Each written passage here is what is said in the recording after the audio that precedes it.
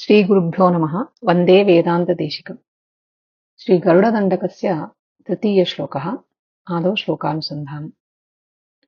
जय गरुडसुपर्णदर्वीकराहार देवाधिपाहार हारिन्दिवौकस्पति क्षिप्तदम्भोळिधाराकिनाकल्पकल्पान्तवातूलकल्पोदयानल्प वीरायितोद्यच्चमत्कार दैत्यारिजेत्रध्वजारोह निर्धारितोत्कर्ष संकर्षणात्मङ्गरोत्मन्मरोत्पञ्चकाधीश सत्यादिमूर्ते न कश्चित् समस्ते नमस्ते पुनस्ते नमः। अत्र श्लोकस्थपदानि परिशीलयामश्चेत् एकं पदं तु अत्यन्तं सुदीर्घं वर्तते। अन्ततो गत्वा न कश्चित् समस्ते नमस्ते पुनस्ते नमः इत्युक्त्वा समापयति श्लोकमेनं। किन्तु ततः पूर्वं विद्यमानपदानि सर्वाण्यपि सम्बोधनप्रथमा विभक्तौ सन्ति। पदविभागः इत्थं भवति: जय गरुडसुपर्ण दर्वीकराहार देवाधिपाहारहारिन्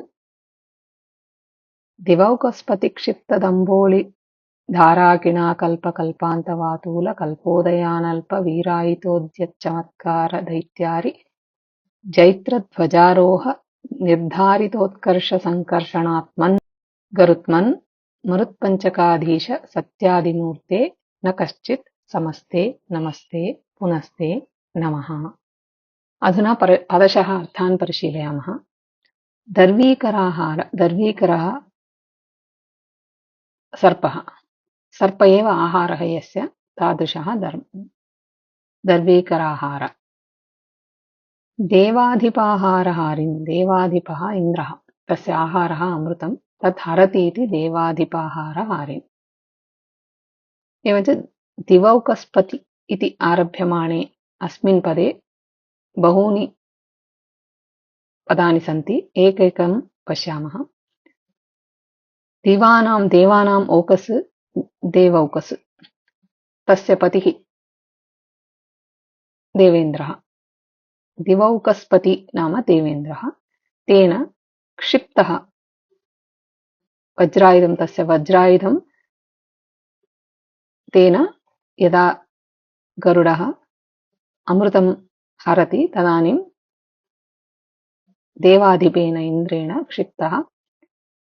क्षिप्तम् आयुधं वज्रायुधं।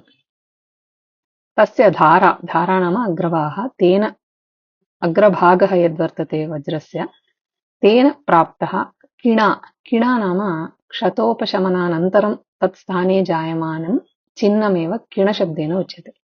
किणाकल्प, क्षतचिह्नतुल्य आकल्पशब्दस्य अत्र पुनः आभरणमित्यर्थः। किणाङ्कितं तस्य शरीरं, तान् आभरणत्वेन, किणानेव आभरणत्वेन धरति इति सुन्दरः अयं प्रयोगः।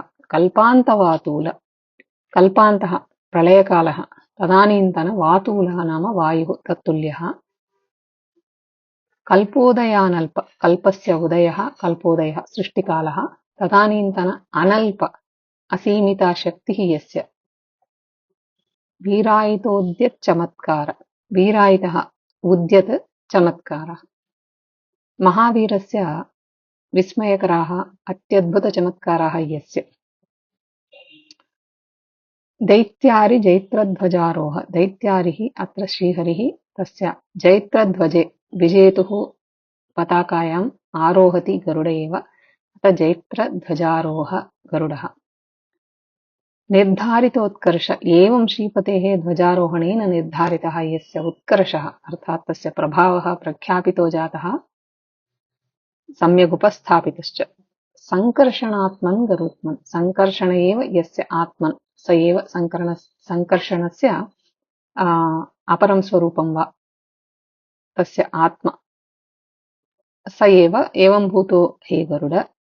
मरुत्पञ्चकाधीश, मरुदिति वायुः, वायोः पञ्चरूपाणि प्रसिद्धानि, प्राण अपान उदान समान व्यान इति। तेषु मुख्यः सत्यादिमूर्ते, सत्य सुपर्ण गरुड तर्क्ष्य विहगेश्वर इति पञ्चरूपाणि गरुडस्य, तस्य उल्लेखः अत्र।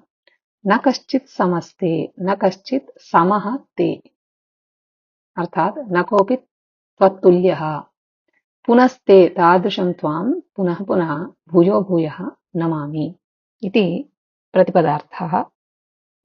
तात्पर्यं तावत् जय विजयी भव हे गरुड, हे सुपर्ण सर्प उपजीविन्, अमृतहरणवेलायाम् इन्द्रवज्रधारया विद्धस्य किणः नाम क्षतचिह्नम् आभरणायते तव देहे, तत्तादृशशक्तिशालिन् हे प्रलयकालप्रभञ्जन, हे अनन्त अप्रतिद्वन्द्व असीमित अचल प्रभावशाली, महावीरयोग्य विस्मयकर चेष्टावान्, राक्षससंहारि श्री महाविष्णोः विजयध्वज आरोहणेन प्रख्यापित शौर्यः हे संकर्षणात्मन्, मरुत्पञ्चकेषु मुख्या सत्यादिपञ्चमूर्तिभूत, तव समः न कोऽपि विद्यते, तव भूयो भूयः नमस्कारः इति अस्य श्लोकस्य सारः।